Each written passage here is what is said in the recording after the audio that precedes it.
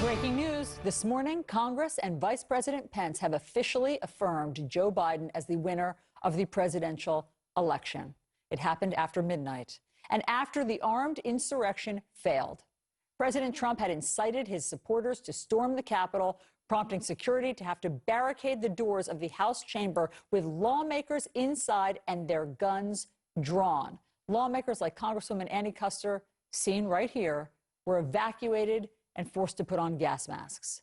Joining us now is that Democratic Congresswoman Annie Kuster. Oh my gosh, Congresswoman, what a night, what a day you've had. Just tell us what was happening in the chamber and how you got word that something very bad was unfolding.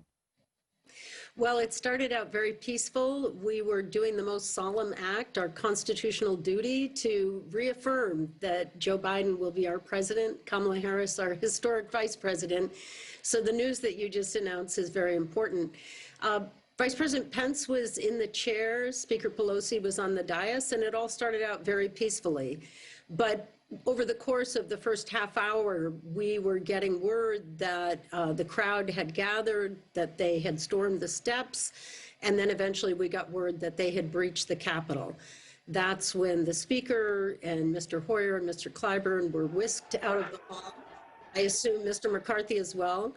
And then we were locked into, I was in the balcony watching the proceedings. We were locked in by the Capitol Hill police. We had a shelter-in-place order. And then eventually we had to evacuate. They told us to use the gas masks that are under the seats. And we had to scramble across the entire length of the balcony, really frightening. And everyone had to get out. As I was leaving, I looked back and could see them barricading the door. And it was shortly after I left that the shot rang out that broke the window. Within minutes, they had breached the door and they were in the chamber. Oh, my God. And when you were hiding and barricaded on the balcony, did you think that they would be breaching the chamber? Did you think Capitol Police would be able to hold them off? No, it was clear there was insufficient force to hold them off. We did believe that they would breach the chamber.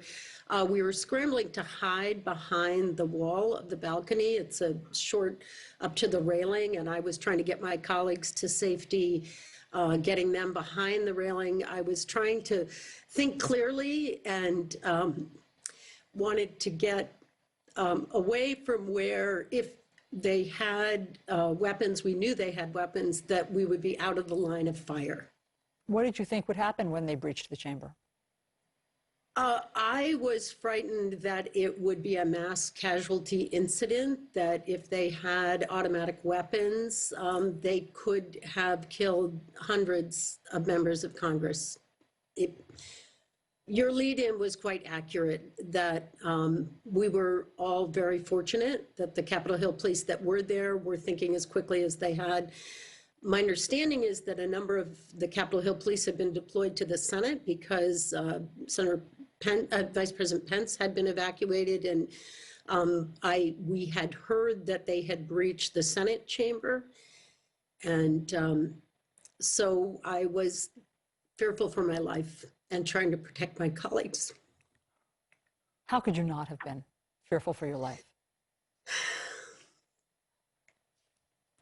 Yeah, it's not something you'd ever think about. We have a lot of security on Capitol Hill, and we are prepared. You know, we've been dealing with COVID. We've been dealing with the threat from within for several months now.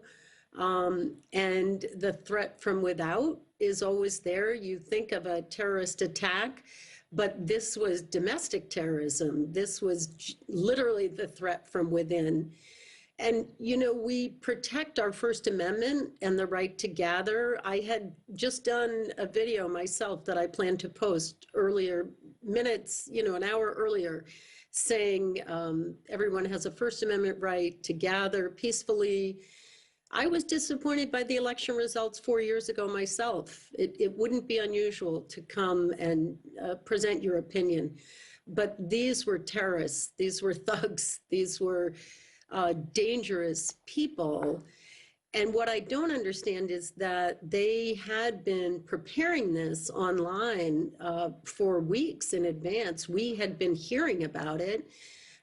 We had been getting security briefings. We were to be out on the plaza, not to be on the steps, to use the tunnels under the Capitol. But that it was such an inadequate show of force. If you've seen the photos of the show of force that is possible, for example, for the Black Lives Matter demonstrations, full riot gear, hundreds of police and riot forces, military. And Congresswoman, why was that? Why wasn't the Capitol more secure? We don't know the answer. That's part of the investigation.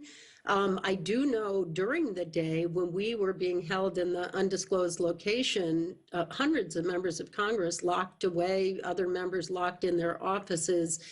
My understanding is the President of the United States refused to send the National Guard to protect the U.S. Capitol. It's a symbol of our democracy. There's no greater symbol, maybe the White House, but of our constitutional democracy that has withstood the test of time for over 200 years. And because of his petty tyrant view about the transition of power, this is the most sacred element of our democracy, is the peaceful transition of power.